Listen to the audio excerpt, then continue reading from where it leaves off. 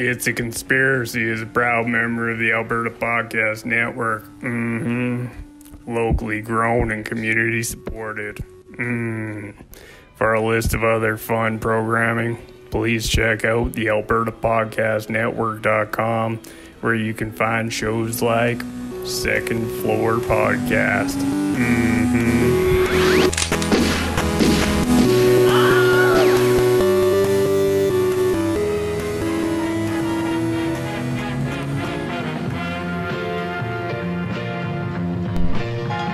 We are now recording this meeting. I am also recording. Got it? That makes me happy every single time. Oh, man. Welcome back, everyone, to It's a Conspiracy. This is the podcast where we lay out the beliefs behind selected conspiracy theories, alternative accounts, legends, myths, and more. I'm your host, Andrew, and I do not claim to be an expert on anything we're going to discuss today, and will probably be wrong about everything because I have, on pain of death, been sworn to secrecy by the Queen Mum, who, like Thanos, she has the power to just murder us all with the snap of her fingers. Snap! If you'd like to see where we dug up whatever outdated sexual archetypes we're about to slap on our crumpets, then please check out the resources in the episode description. Charlie, that dashing bloke, is a right set Barney up love gov, and I would like to know if you would fancy a chimney sweep while your missus is out of town. That'd be lovely, isn't it? That seemed so funny when I wrote it, and I'm like, yeah, that's also. Anyways, lastly, Did you write that after you got home from your late night gig? Oh man, I wrote a lot of this morning, and I was like, oh, this is funny. It's like, you know, I am on fire today. Charlie, I like a chimney sweep. Lastly, we are a proud member of the Alberta Podcast Network, locally grown, community supported, and super awesome. Yay team, yay friends, yay squad. You can check us out at It's a Conspiracy Podcast. Our Twitter at Is It a Conspiracy? That's run by the social media influencer, the Irish Madman. Our Facebook group, our Instagram, It's a Conspiracy Podcast. That's run by Greg. Our email and our Patreon page, patreon.com/It's a Conspiracy. Joining the online distance communication time today is Charming Chunks. Hey. My phone has now got to the point where if I write Charlie, it autocorrects to Chunks, which is great, unless you're like group texting someone and your friends are like, who the hell is Chunks? What are you talking about? Anyways, Charming Chunks and our friends and fellow Alberta Podcast Networkers, Emily and Brienne from Emily Missed Out. Yay. Hey. Nice to be here. These Branston pickles are bloody ready to toodle pip our gobsmacks, arse over tits, and have a great time. Now, Charles, with a suggestive yes or no, can you tell me if you've heard of these theories here? All right, Governor. 9 theories about James Bond. No, and I'm going to be counting. Okay. Number For 2, posterity. From Russia with Love. Is that the movie we're doing today? Are you familiar with this, yes or no? I did not watch this movie. I am not familiar with it. You know what? I misread the assignment. I thought you wanted me to watch the new Black Widow movie.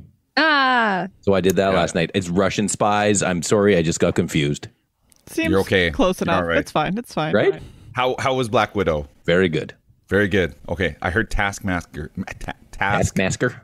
Taskmaster's in it. It's all this masking. Anyways, I heard Taskmaster is in it. Is that true? Correct. Correct. Okay, cool. Taskmaster was always a fave when I was just a wee pup. Subject number 1, 9 theories about James Bond.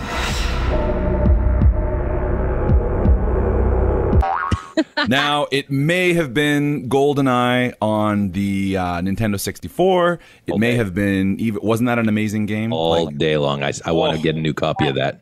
It may have been Eva Green in Casino Royale, and it may have been the abundance of men in Speedos coming out of the surf. But for whatever reason, I, like a number of other people, have been a big fan of the James Bond franchise for years. And he's one of these characters who, like many characters from fiction, there are a number of fan theories to explain the real world aspects in the cinematic universe. So something happens in real life and it changes the cinematic universe, and all kinds of crazy ass fan theories come up to explain what was going on behind that in the Bondiverse. So, number 1, James Bond is a code name. So somehow James Bond is consistently a 30 to 60 something spy working for the British Secret Service. That's pretty much all that stays consistent. Sometimes it's in the Cold War. Sometimes it's post 9/11. Sometimes it's at peak 80s madness, and like Duran Duran is doing the soundtrack. The theory here is that the name James Bond is just a code name given to operatives with a certain designation. This explains how, this gets a little slimy, how the decades pass, the girls get younger, and that old scallywag just stays the same age. I've actually heard this theory before. But isn't 007 like his number already basically his code name? Yeah, he's got a code name on a code name. Mm-hmm. So it's like a double code name because his agent name is 007, and there are other 00s like Sean Bean was 0046 maybe in, I don't know. He's one of the other 46. Yeah, he's 0046. So their agent name, but the name itself, James Bond, is apparently like the code name as well. Yeah.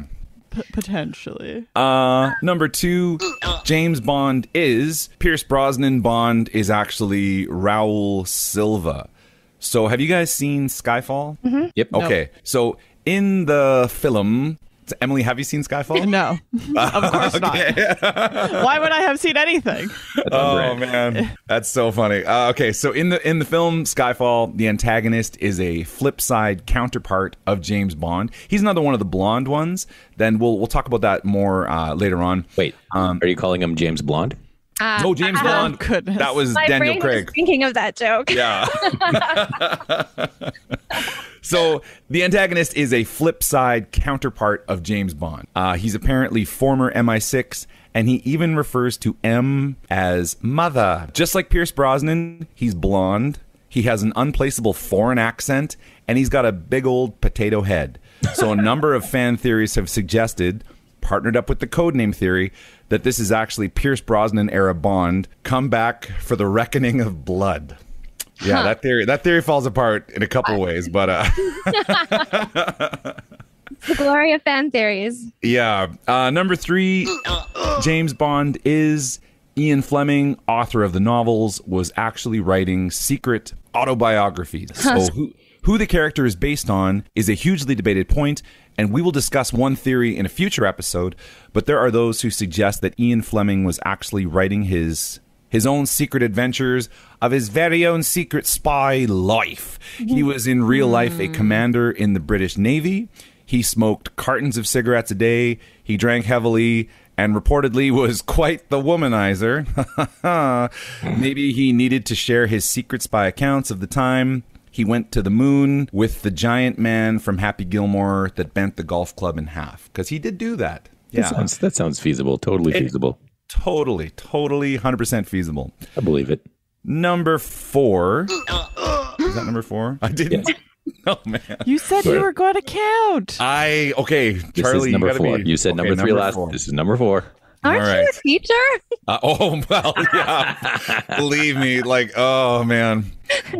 James Bond is John Mason in The Rock. Michael Bay's 1996 film features Sean Connery as an incarcerated British spy that helps Charlie's favorite actor, Nicolas Cage, break into Alcatraz.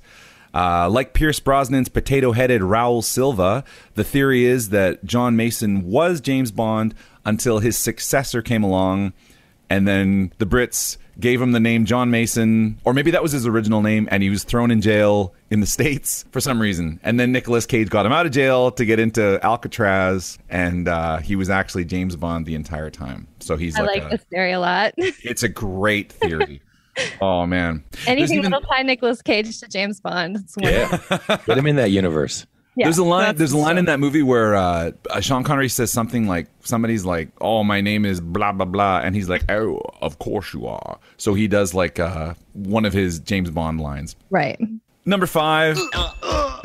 This one's pretty sweet. Okay. And this one explains a bit of the 007 as well. James Bond is the reincarnation of Jonathan D. Or maybe there's something else here.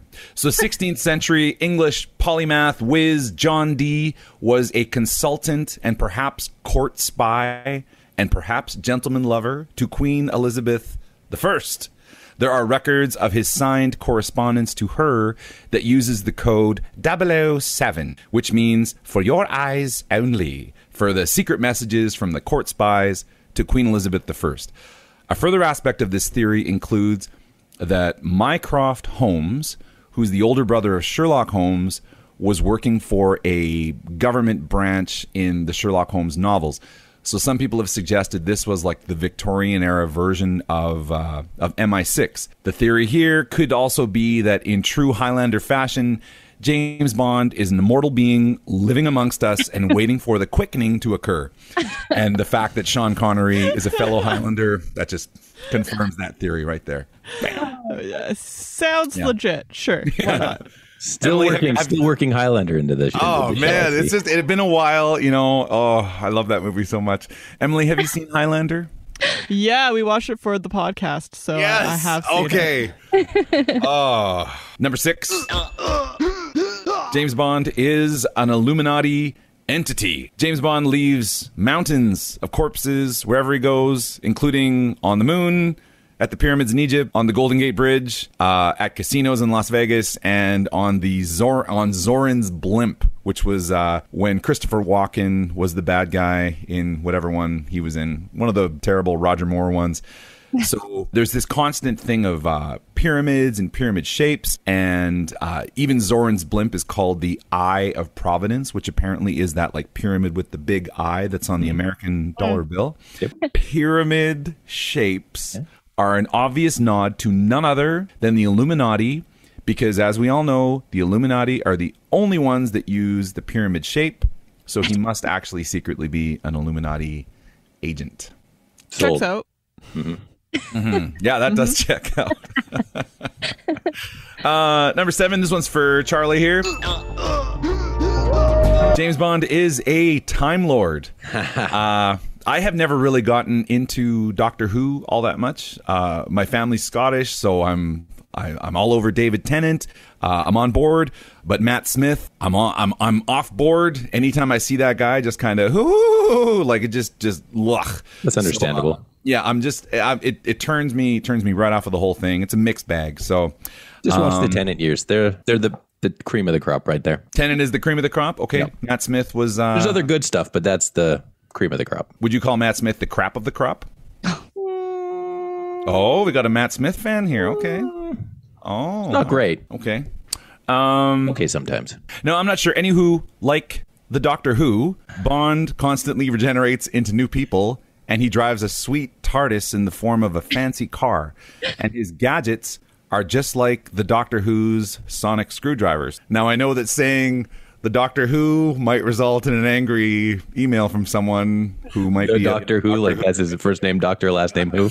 Yeah, Doctor, looking for Doctor Who. Hi, Doctor Who. You know, speaking of that joke, they make that joke themselves in Doctor Who so often, at least once a season, where they're like, "This is the Doctor," and then somebody has to say, "Doctor Who?" Every damn season. You're like, God, come on. Stop saying the name of the show in the show. Everything. I love it when movies say the name of the show. Like, you know how on The Simpsons there was that like running gag for a little while where like Moe would be like, anytime they cut to him reading a book, he'd always be like getting to the title of it. Like there was one where he was reading a book to all these little kids and he's like, they weren't little girls. They were little women. Yeah. He said the name. He said it. Oh my. All right. So anyways, number 8. James Bond is actually American. Now I know we're not in opinion time, but this theory is wrong. Not just to me personally, but Ian Fleming has been like, James Bond's a bloody Scotsman. But that actually came on after From Russia with Love, and he fell in love with Sean Connery, like we all did, maybe. But anyways, so originally, the first incarnation of James Bond in the 50s, I think, this is before Sean Connery. James Bond was played by an American actor named Barry Nelson, which is a great name. Barry Nelson in a telemovie called Casino Royale. So that was actually before Daniel Craig became James Bond. There was this tele version of it. In the film, he was called Jimmy Bond and was an American Secret Service agent. The classic line didn't really hold up so much. Yeah. Bond. Yeah. Jimmy Bond. Yeah. Not so good. Just shooting guns in the air. Not quite as cool of a name, that's for sure. No, that was a good tweak. And that could so easily be like Jim Bob. Oh, Yeah. man. Right there. Yeah. Bob. Jim Bob. I would watch that. Obviously, the fan theory here is that he has been an American the entire time, and that accounts for the ridiculous accents of further regenerations. Oh, that makes him an even better spy. Yeah, right. Because he's, I can never tell with Sean Connery. Like, maybe he was trying to sound English at certain points, but like that, the sort of the Edinburgh kind of comes right through. Mm-hmm. But there are times where, like, when Timothy Dalton and Pierce Brosnan, like, they're really leaning on the English accent. What goes on in this town is none of your business. As long as I'm living here, it is. Then maybe you shouldn't be living here. Which is cool. Hey, hold on. Are you, of all people, shaming people for doing terrible accents? I am not trying to accent shame anyone. I know I've had, flaws, few and far between as they may be in my own accents. Very few for sure. Yeah. Number 9. James Bond is a woman. So in 2016, none other than Gillian Anderson, who, yes, like that's a great choice. She threw her hat into the ring to become the new Bond. Oh, I'd watch that. Absolutely. That would be amazing. Jane Bond. And this was met, shocker, typical toxic backlash regarding anything progressive. Ooh. And a bunch of people were like, oh, my childhood is ruined and whatever. So there was this big problem with that. But get over yourselves. Yeah, Gillian Anderson as you know as what? Don't even change the name to Jane Bond. That's stupid. Just keep it James Bond. Yeah, it's a code name. Yeah, James could definitely be. Exactly. I think it's a cool name for a lady. James, absolutely. Like that works. Or Jimmy, Not Jimmy. No. No, not Jimmy.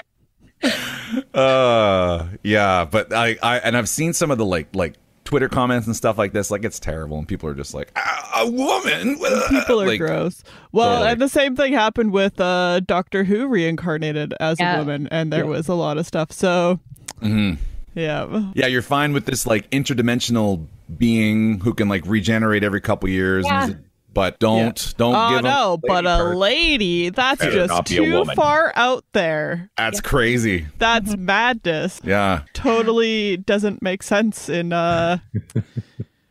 I have it's annoying people accept all of the weird magic rules of the universe, and then they're like, oh, but that one thing's really unrealistic. And it's like, seriously?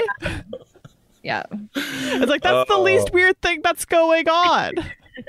You're just being a butt. It's terrible. Yeah. You just imagine, and people would make comments like, oh, they're supposed to be on like special secret missions or whatever, not bouncing around trying to put their shoes on because they're late to get to the office. Or like, ugh. Oh man. Yeah, I know. So yeah, that was that 9? Charlie, were you keeping track? Ah, damn it, I wasn't, but then we got sidetracked. I think you said 9. Yeah, I did say 9. I was trying to pay attention. I think you did all 9. By which I meant no. 9. We'll fix it in post if we need to. All right, that's going to take us to ad number 1. Hello, I'm Elizabeth Bonkink. I'm Andrew Paul. And we're the hosts of the Well Endowed Podcast. The Well Endowed Podcast is produced by Edmonton Community Foundation, or ECF as we call it. ECF provides grants to charities through the endowment funds we create and manage with our donors. Hence the title of our show, The Well Endowed Podcast. Every month, we bring you a collection of stories and interviews with fascinating guests who are working to make Edmonton a strong, vibrant city to live in. Through these stories, we look at the space where endowments intersect with your communities. So if you're interested in the people and issues impacting your community, check out thewellendowedpodcast.com. All right, here we go. So we are back. We got our subject number 2. We're going to talk about the film From Russia with Love, and I'm just going to kind of pass it off to the good people at Emily Missed Out. Yeah, sure. I usually lead with this one. So do you want to take it, Emily? Oh. Sure. So I'm Emily. I have, as the podcast name suggests, have missed out on watching a lot of the pop culturally relevant movies that everyone else mostly has seen. So Brienne has taken it upon herself to give me a pop culture education. So we watch movies that I haven't seen before. She makes me guess what they're about first based on like what I've heard about them, and then we watch the movie and then we come back and we talk about the significant actors that are in it. We talk about some fun facts. We talk about lines and quotes that we liked and what things reference this piece of pop culture media, and we talk about tropes, what tropes are used or popularized or are fun in that movie. We made a little truncated version for the show. Hopefully that works out for you guys. Kept it short, but we usually start off with some taglines. How do you guys feel about that? Oh, tag away. I did go to actually verify these, Emily, to make sure that they were true taglines. Okay, not stuff that people made up on IMDb. Yes. We've definitely thrown in a few of those before. So James Bond is back, which I guess is apt because this is the second movie. So great tagline work there. And then meet James Bond, Secret Agent 007. This is a tagline. His new incredible women, his new incredible enemies, his new incredible adventures. Ooh, his new incredible women. Yeah. Totally. Oh, goodness. The taglines are always bad, I feel like. I know. The 60s, like, yikes. Yeah. And I guess this is what gets people's attention at this time. We would generally talk about the important actors in this film, but I think there's one that stands out for Emily, and that is Sean Connery. Mm-hmm. She's seen him now in a few movies. She did have to witness him as Ramirez in Highlander, which was an adventure and a half. Glorious. She did get a cameo of him in Robin Hood at the very end. Oh, yes. Right. We did watch Indiana Jones, though, in The Last Crusade. So you did get like a full movie's worth of Sean Connery as Indiana Jones's dad. Yes. I have some notables and fun facts to start off with. How do you feel about that, Emily? I like fun facts. So as long as they're fun, they better be fun. Yeah, there has to be fun. That's the only. Hold on. Criteria. Let me take out one of my not fun ones. Yeah, some notables then. This was the very first appearance of Blofeld in the Bond series. Even though we don't get to see his face, you just see his body and the Persian cat. But this was the first appearance of that character. It was also the first appearance of Desmond Llewellyn as Q. Who played Q for 17 out of the 18 Bond films between 63 and 99, which is pretty crazy. Also, the hand that actually writes from Russia with Love, which I was so curious about when we were going to find out what this title actually meant. But the hand that writes it actually belongs to the director. It's not Sean Connery or as they would lead you to believe in the movie. They tried a bunch with Sean Connery, but his penmanship was just shit. I wonder if that was it, honestly. You can't even spell. Come on. Yeah, let me do this. We're wasting time. So this film, none of it is actually set in Russia, which is actually kind of fun to me. I mean, the plot's supposed to be a Soviet plot, and Tatiana Romanova, she's Russian. But when they meet her, she's in Istanbul. Most of it happens in Turkey and on the Orient Express. It never really takes place in Russia. So From Russia with Love, that was pretty funny to me. I also, because I mentioned this when we started watching the film, I was like, where's the title sequence? What happened there? Yeah. But it was just me being silly because I got it mixed up. This is the first film that started the tradition of them having a cold open, a pre-title sequence happening. In my mind, it was always the title sequence that happened first, but that's not the case at all. Not the case. And out of curiosity, does anybody actually know, since this is the big entity that's president for all of the Bond, does anybody actually know what Spectre stands for? Oh, the Society for I'm so happy to have guesses. It's extortion, terrorism, revenge, and more extortion. Yeah, more extortion. I will tell you, extortion is definitely in there. That's good. It's the Special Executive for counterintelligence, terrorism, revenge, and extortion. I never, ever thought about what the title of this entity actually meant until I was reading up on it. So look, they tried to use the full name on business cards. It just took up too much real estate. Did you have any, Emily? I have a couple. Apparently, this is Sir Sean Connery's personal favorite of his Bond movies, which is kind of cool. And yeah, there's a lot of stuff that came up about the knife shoe that Rosa Club uses. And so apparently this is an actual weapon that was used by the KGB. A knife shoe? Yes, knife shoe is canon in real life. That is a thing. The old knife shoe.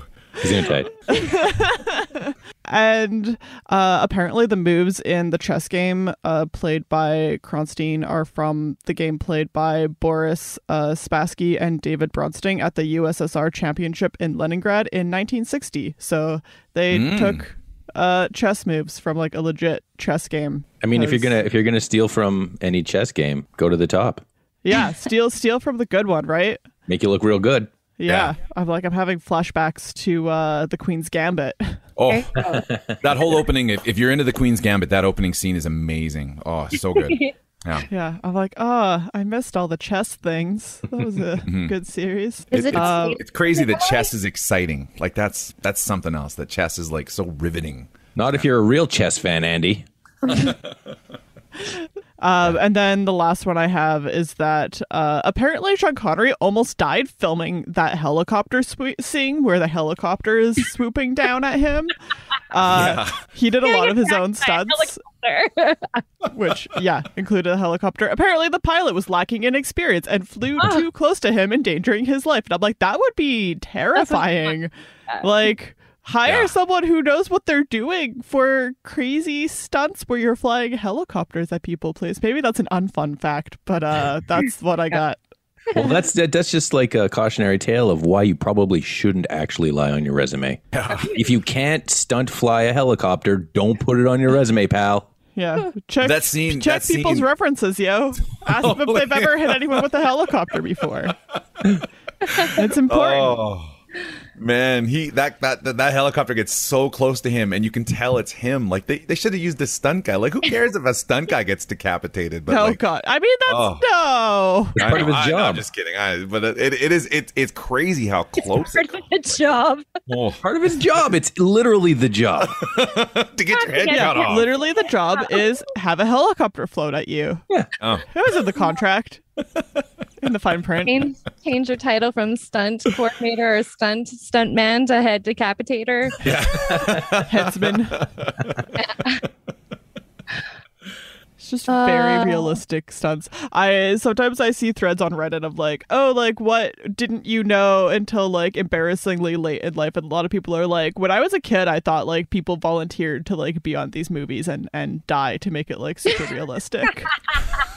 I feel so strongly about the James Bond second movie that I will get my head chopped off by a helicopter for realism. Yeah. Yep. Yeah, my wife and children will understand. They'll be okay with this. Yeah. He did have that awkward scene though, where they were, I can't remember if it was right at the beginning, but they were at that one training camp. It was like, training is useful, but there's no substitute for experience. And the guy is like, I agree. We used live targets as well. Yeah. Yeah. Brutal, man. Okay. Brutal. Totally okay. You're in the right spot. Super fun. There was one line. Sorry, we were talking about the Spectre cryptography machine. Just to throw it in there. Apparently in the book, that's what it was called. It was called a Spectre cryptography machine, spelled like SPEKTOR. But they ended up changing it for the film because of the organization Spectre, just out of consideration for the audience, I suppose. And what did they call it in the film? What did they call the machine? A lector. So it's the Spectre lector. Yeah. Yeah. Don't lecture me about the Spectre lector. Hey. Oh man. And the last thing, which is definitely an unfun fact, is that the actor that was playing Karim Bey, he was dying of cancer during the filming. Oh, what?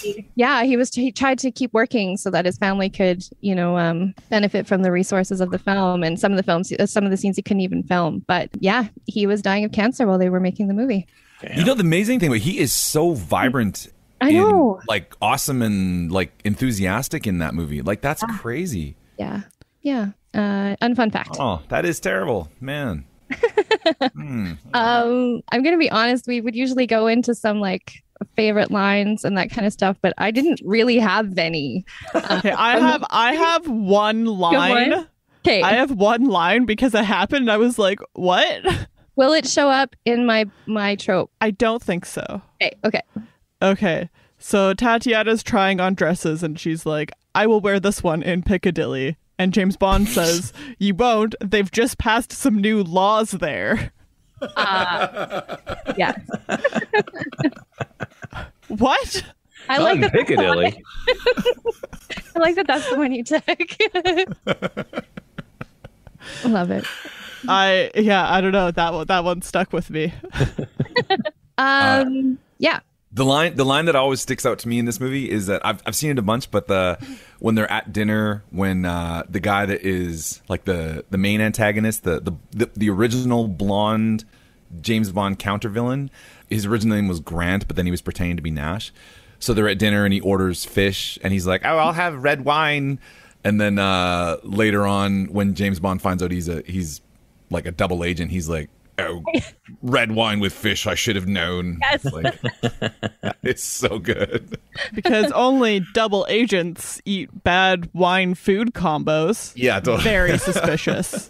All agents have good food pairings. It's part of their training. Did you move into tropes, Emily? Did you have anything? I grabbed a couple references. Yeah, so we there's this IMDB connections that tells you what other things have referenced this movie. So there's a couple that came up. Oh yeah, How I Met Your Mother is a show that I've rewatched a lot for some reason.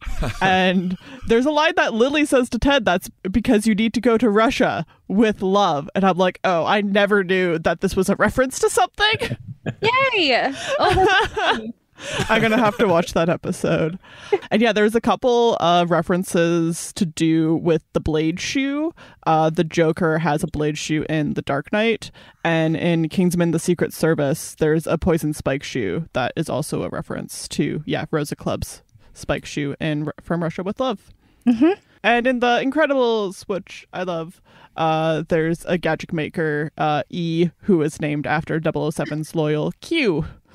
And yeah, kind of plays on that trope. That's like, here's all the secret gadget stuff from the cool gadget person. Yeah, is it? That's Brad Bird doing that voice too, the director. Is it of the lady who does their costumes and stuff? It's really? Brad Bird actually providing the voice of that lady. That's cool. Yeah. Oh man. Tropes, Emily. Yeah. Brianne and I grabbed a couple tropes to chat about. Did you want to start, Brianne? Yeah. There was a couple that we pulled like directly because they're specifically attributed to Bond. The one that I have is the Bond one-liner. These descriptions we pull from TV tropes only because they're so great and we're so happy to point people in the direction of this website. Yeah, so check out TV tropes if you haven't. It's a treasure chest of, yes, a fun. The Bond one-liner they describe as when the hero, or in some cases the villain, has just killed someone, often in a gruesome manner. They do a Bond one-liner, which is typically a bad pun or obligatory joke on the manner in which the victim was dispatched. So in this film, we've got two. We've got the character of Karim Bey, who we were talking about before, when he shoots Krolenko, when he's trying to escape through that little hatch that's hidden in the side of the billboard, which just happens to be this woman's giant face. And the hatch opens and it happens to be the inside of the mouth area on the billboard. And Bond says she should have kept her mouth shut. That was one.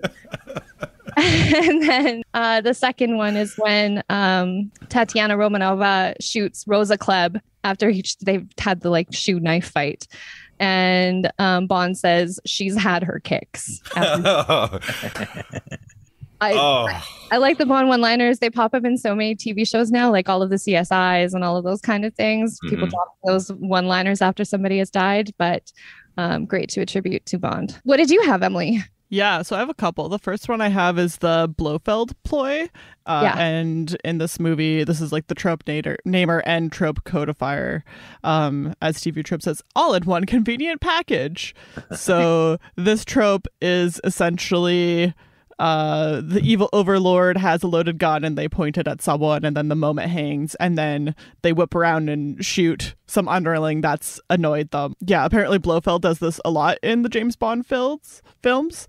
And yeah, he'll scare whatever the random mook or equivalent and then kill the actual guilty party, or at least the one who appears to be.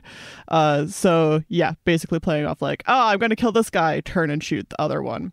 Right. So and TV Tropes says, yeah, like all examples actually featuring Blofeld, he kills the man he thinks is responsible for the mess. And in this case, when he pulls this move, he's wrong, since it was Club's man, Red Grant, who actually stuffed things up. But A, neither he, Club, or Kronstein knew that, and B, that was still more Grant's fault personally than Club's, and C, Kronstein was being an ass. And yeah, TV Trips also says that this deviates from the usual in that it's Marzeni who executes Kronstein on Blofeld's implied orders, since we don't actually get to see Blofeld. Right. To see his hand, Dr. Claw style. Yeah. Just the hand. Gotta pet the kitty. I'll get you next time, get it? And that cat was adorable the whole time. I was Always. like, man, I just want to... Oh. I love Cats cat. are always adorable. Always. So Always. The real star of the show. Right? I had a fun one. I had When Harry Met Svetlana. Have you heard of this trope before? When Harry Met Svetlana? Yes. No, but I'm excited. Russian for Sally. Yeah, it's also obviously a play on When Harry Met Sally, which I also haven't seen. Yes, but you know it's a movie title. Yeah. So this is when two people from opposite sides end up working together. The one on our side, in quotations, is usually a man, and the one on the other side, quotations, is usually a woman. I can give you reasons for this, but the name alludes to the classic Cold War combination of the American man and the Russian woman, or British man, if it's a James Bond film. You can expect the Russian woman to be a sensual Slav with a good chance that she'll become a defector from Commieland. So despite the name of this trope, like this can refer to any situation where the main person on the side we relate to is male and the main person on the opposite side is female. And TV Tropes is kind of fun for this kind of stuff. So if it's cool, I'll give the reasons that they put forth for this. But the character on our side is the one we relate to the most. Everyone can relate to a man, right? They say facetiously. Wow. Women are mysterious, and one from the other side is even more exotic and mysterious. Also, a man from the enemy side would be considered threatening or disposable, but a woman won't be. And the male hero usually may go out of his way to protect her. These are tropes. They're not. The two characters being of the opposite sex creates the opportunity for heterosexual sex, at least, or unresolved sexual tension, with plenty of opportunity for like star-crossed lovers, angst, and that kind of stuff. But it's interesting that this is a whole trope in itself. The like good guy man, bad guy girl situation. So When Harry Met Svetlana. There you go. Love it. Right. The other big one I have is the Bond villain stupidity, which comes up all the time in everything. So this trope is TV Tropes aptly puts it as a form of ignorance commonly exhibited by villains. It occurs when a villain fails to kill the hero when he has him cornered, incapacitated, or otherwise defenseless, thus giving the hero a chance to escape and later come back to defeat the villain. And this happens. There would be so many less Bond movies if they just like... I yell at the TV all the time. I'm like, just shoot them. Shoot them. What are you doing? Absolutely. Don't talk anymore. Just shoot. Especially in this one, she had him. Like, she could have even shot him and then talked to him. She could have been like filled his crotch with bullets, and then while he was bleeding to death, be like, by the way, like just in her scary just so you can appreciate it. Now I'll tell you my master plan while you're dying out of the groin. Yeah. Right. Yeah, and it's weird. TV Tropes doesn't actually even mention that one. They just talk about Red Grant's plan to shoot Bond on the train, I believe that was. But then he indulges in some evil gloating and just between you and me speech, which are other tropes if you want to check them out on TV Tropes. But yeah, that happens a couple times in this movie where it's like you could have just killed them, but you didn't. And then that was so fun. What else do you have? I have one more quick one that's yeah, less of a big deal, but I just thought it was fun. The title of it is Room Disservice. Okay. So it's a classic ploy of villains and heroes alike for gaining access to their target who's staying at a hotel as posing as room service personnel or as housekeeping, as it were. Yes, which is sometimes suspicious because maybe they didn't order room service or they're staying at like a low-end establishment that clearly doesn't offer room service in the first place. And yeah, people do this also as like delivery guy infiltration in other settings. Right. But yeah, Rosa Club's last gambit to kill Bond and steal the code machine was to disguise herself as a hotel maid. And she should have just shot him, but she didn't. Yeah. So that's how that went. Yeah. And one that we come across quite often is the hoist by his own petard trope. Oh, yeah. When a villain pretty much kills himself by using he ends up dying by his own means, his own methods. It's his own fault.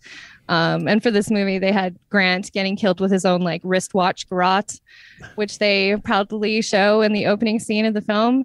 Yeah. And then Klebb getting shot by the woman that she recruited with the gun that she brought to the party. So should have just shot Bond when you had the chance. Mm-hmm. Yep. Mm-hmm. Yep. Just shoot them. Yeah. Or kick them with your shoe knife. Yeah. Right in the neck. That's poison. You can stab them wherever. Yeah. Yeah, it's true. Yep, it'll work wherever. Don't gotta get fancy with it. I didn't find too many specific references to this movie that you were missing out on, Emily, besides the regular like knowledge about Bond, obviously. There wasn't even any like martini jokes or anything like that in this film. He didn't order a martini in this movie. No, he ordered breakfast. He ordered They ordered Soul. Yeah, no, but the shoes thing does come up in a couple things I've watched. Yeah. And yeah, there is some fun title references that I saw in the IMDB connections as well. So good stuff to know still. Did he at least use the James Bond line, the double name? I don't think so. I don't think he did. No, I don't remember it either. No. Yeah. So either we're all really bad at listening or no. Well, it was only the second one. Like a lot of those kind of things haven't get really established yet. Yeah, that's true. Yeah. And the movie that we watched was You Only Live Twice, which was, I think, the 5th movie in. So there were a few more things that had been established for Bond's character by then. Mm-hmm. At this point, I would normally ask Emily if she felt like she missed out on the movie that we had watched after I've tried to convince her the entire time of all of the things that she had missed. But Emily, do you think you missed out on this film? I always feel bad when I say no, but just some of the older movies are just so slow. I just have a really hard time staying engaged with them. Yeah. So yeah, it's cool learning about the origin of the knife boots and that stuff. But yeah, it was a pretty slow movie overall. Fair enough. Sometimes it's hard to get past some of the cringeworthy factors of the older films too. Yeah. Definitely some stuff that did not age well. And yeah, like we watch a lot of stuff from the 80s and 90s, which can be like that as well. Then if we're hopping back to the 60s, it's like, oh no. I really would like to watch some of the newer Bonds with you though and see what you think. Yeah, I haven't seen a newer Bond still, so that might be worthwhile to do. Maybe we could do that one with you guys sometime. Oh, I'd love to. Probably the best new one. Not to jump into opinion time, but I mean, like of the new ones, it's gotten a little heavy-handed with a lot of the tropes. But if you want something that feels very similar to From Russia with Love, where it's like not everything has been established, it feels like a fresh character, is Daniel Craig's first outing with Casino Royale. That's my favorite. Which is kind of an origin story. I agree with that too. It's cool. It's a linear story, and there's not the same pacing issues because, good Lord, this thing drags. Holy, but man. To be fair, that was the pacing of like the 60s movies. Yeah. Just film in general. They take a long time looking at people's facial expressions and setting the tone and that kind of stuff. Yeah, like movies are so different these days. It's crazy. Yeah. Like watching the original Ocean's 11 with the Rat Pack, and then watching the. I can't remember when it came out, but like the first one of the new series. Yeah. Completely different genres of film, basically. The Rat Pack being like Dean Martin, Sammy Davis Jr., Frank Sinatra. Yeah. The Rat Pack versus the Brat Pack. Yeah, I was like, this sounds familiar. Oh yeah, there was also the Rats, which was kind of like the Indiana Jones type reference, right? Yeah. There was a lot of Indiana Jones things in this, for sure. We did Last Crusade and the Holy Grail.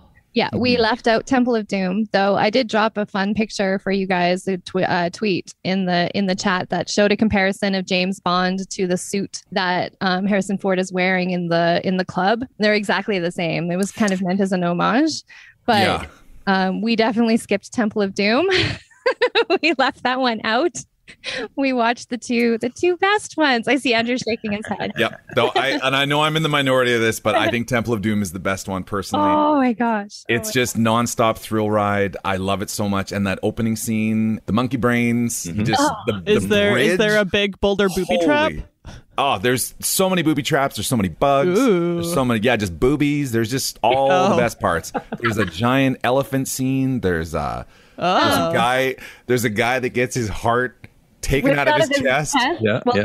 Beating.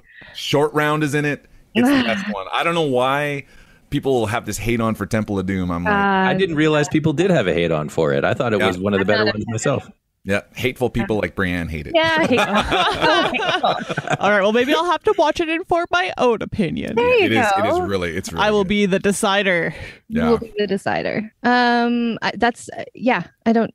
Do you guys want us to do anything else on that? Like, what did you guys think of the movie in general? Like, aside from pacing issues, like, I mean, I love this movie. I love the fashion. I love the music is really cool. Music is awesome. Yeah, and it's definitely, it sets up a couple things, like the opening scene. Instead of being animated, it had like these models, and the endless credits that just took forever were like projected onto these probably nude models, which was kind of cool, but also like it sets the tone of like, hey, here's a bunch of women's bodies, like look what you're in for. And it's pretty misogynistic, but it's loaded with problems, but it's really good. It's very, very 60s. Yeah.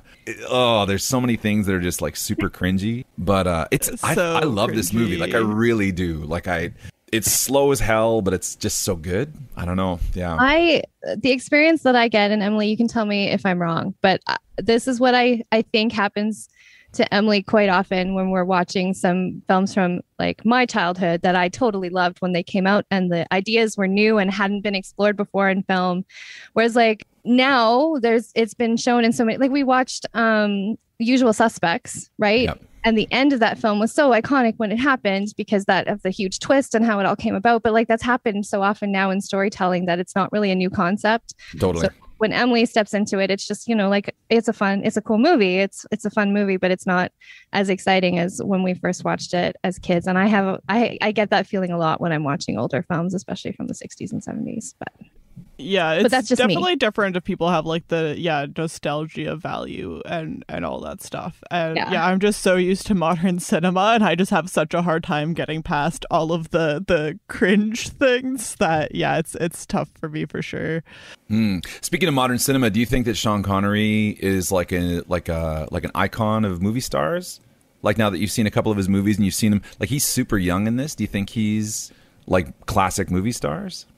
I mean, he's definitely in enough classic movies that I'm sure he can be considered that way. I'm so detached from some of the larger pop culture sometimes that I'm like, I don't know if I could make that call. But yeah, like he's definitely been in a lot of like really monumental films. So yeah. This is probably a rough take to take with someone who really enjoys this film as well. But like, I feel like acting has gotten better as well over the years. Totally. Yeah. So like, it's hard to judge his iconic status on some of his older movies. But definitely the further he goes along, I would consider him an iconic actor. Do you think his acting got better, Brienne? Because he always kind of plays the same guy, just like he does. The old James Bond is just like so wooden to me. He just comes across so wooden. But that's just me. We're in opinions now, right? We can definitely have opinions. Yeah. No, I don't think. I guess I'm trying to say is I don't think he was ever really like. I think he's a really interesting character and he brings a lot to the screen, but I don't think he's a really good actor because he's kind of always the same guy, like it's same dude in every movie. Yeah. It's kind of like Harrison Ford, to be honest. Like, he's sort of got one speed, and or you just get typecast forever once you do one iconic thing. Everyone's just like, well, I want you to do that thing forever in all these different movies. And I do think people can, I think they can get classed as iconic without being excellent actors, which is like, I think it's two different categories. I do think he got better as an actor, and I do think he's classed as an iconic actor, but no, he's not like, I don't know, he's not like a Leonardo DiCaprio. Like, he doesn't have that kind of range or whatever. But yeah. That's interesting. Yeah, cool. I don't know. So I was thinking I know? Well, everybody's opinions, right? Like, I mean, especially on movies like this, like, I mean, yeah. In for opinion time for this, I was thinking that we could go around the circle here. Charlie could give us a turn, and we could say whether or not we like James Bond, what our favorite movie was, or if we have one, and just kind of be like, I was thinking we could say James Bond or Names Bond. You're like, yay, nay. So, Charlie, do you want to pick somebody with your randomizer here? You want me to fire up the old randomizer and fire up the randomizer? Completely 100% random? You got it, pal. Here we go.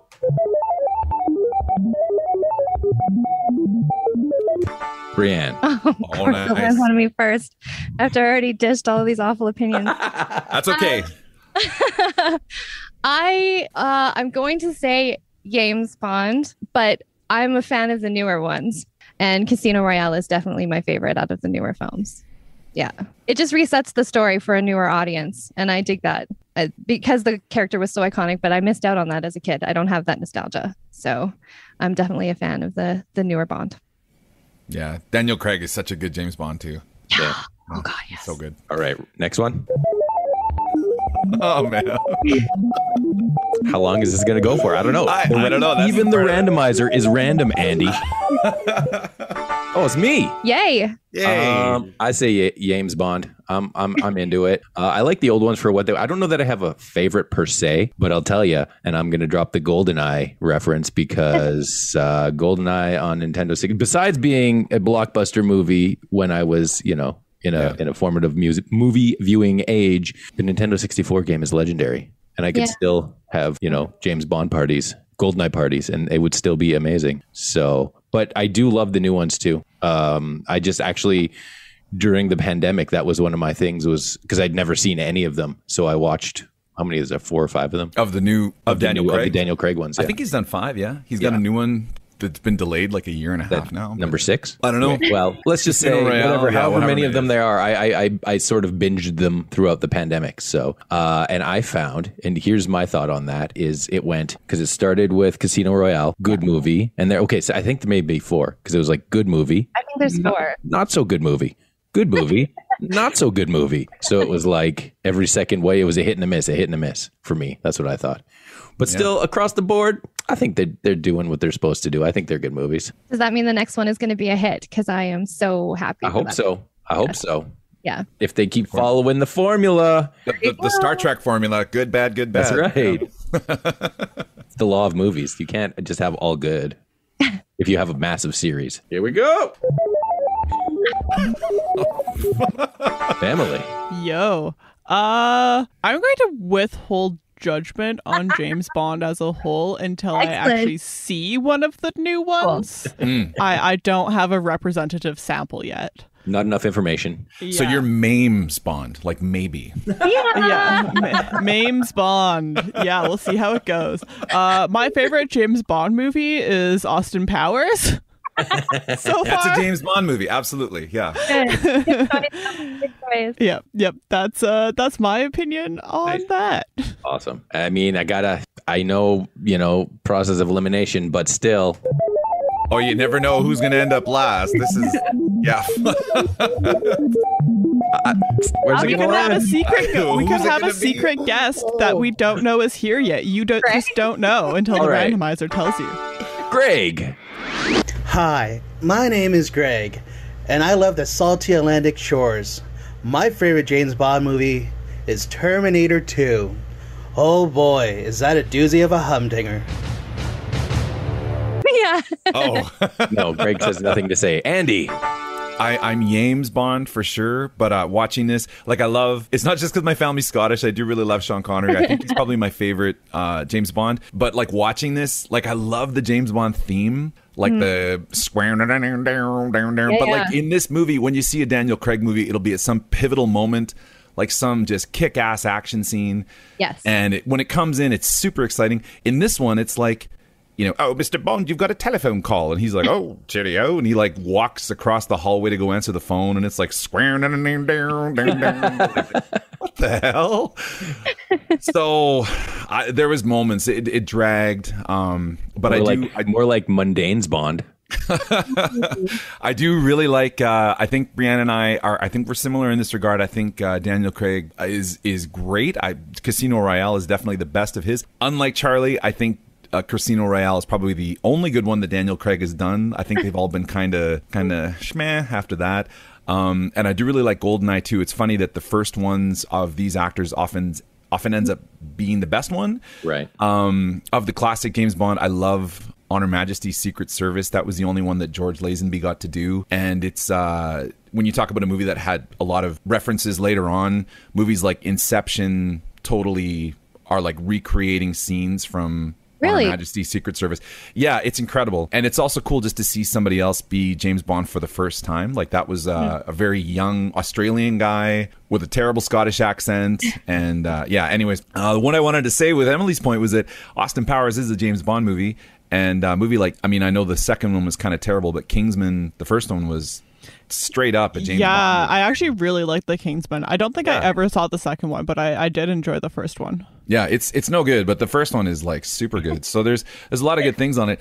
The other thing is that we talked about Alan Moore. We did our Watchmen episode last year. I'm a big fan of the League of Extraordinary Gentlemen series. And in the spoilers, in the last entry, The Tempest, it's actually like a James Bond has kind of become the villain of the series. Really? And it's interesting, yeah, but it's like Sean Connery era, sexist, gross, like, you know, tell a woman to shut up and just pistol whip a guy for looking at you funny and like that kind of stuff. He ends up being the bad guy. And so I won't say how that goes, but it's interesting how that turns out. In the graphic novel The Black Dossier, James Bond is the antagonist, and then in The Tempest he comes back again as like this old guy, and it's kind of cool to see like this slimy side of him, and they don't shy away from it all. They call him James Bond, like it's wow. it's That's James pretty Bond. interesting. Yeah. Kind of cool that Sean Connery was also in the League of Extraordinary Gentlemen. Yeah. It all works together. Oh man. Oh. Comes full circle. Yeah. Full circle. There was a few James Bond memes that I came across that were just pictures of Sean Connery adding SHs to the beginning of all of his words. Well, all right then, friends. Thank you so much for hanging out with us. What a time. So special, so seductive, so secret, so spyful. We will be keeping busy over the summer with a few more specials, and we will see you very soon. We're going to do an Olympic special, which is exciting. So, yeah, Charlie might be just finding out about that for the first time. Oh, boy. Yeah, real soon. Right after we record this. I'm just kidding, buddy. In the meantime, you can check out all of our past casts and social media stuff at it'saconspiracypodcast.com. Thank you again to Emily and Brianne from Emily Missed Out. You should definitely go check out their podcast. It's a lot of fun. I've listened to a couple of their episodes, and they're awesome. Like, they're so great. So you guys are hilarious, and like, good job. Good job on the podcast. And thank you for joining us. That was awesome. Yeah, thanks so much for having us. It was a blast. Yeah. All right, so we will... Hold on, Andy, before you go, do you want to tell people that maybe if they're musically inclined, they can help contribute to the podcast by sending in or getting a hold of us and sending us a copy of the Opinion Time song? You absolutely can. Yes, because we need them. And, we'd love to feature your musical talents on the show. Like a spy version of it. Yeah. Oh my. I mean, that would have been useful for this episode. Yeah. Well, if you'll just go back and edit it into the episode. We'll go back after like a couple months after it's out, and then it'll be fine. You'll make it work. I believe in you. So I will do that. That's great. Thank you for reminding me, Charlie. And see you soon. Take care. Bye. Bye. It's a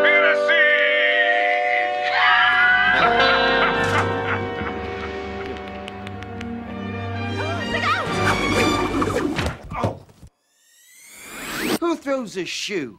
Honestly. Hi there, I'm Brendan, a certified home inspector with Rumi. Do you have a problem that needs fixing? Whether it's big or small, inside or outside, let me help you find out what's really going on. You can call me by phone, or we can take a look together over video chat. Visit rumi.ca, that's RUMI.ca, and go to Ask a Home Inspector to book your appointment with me today.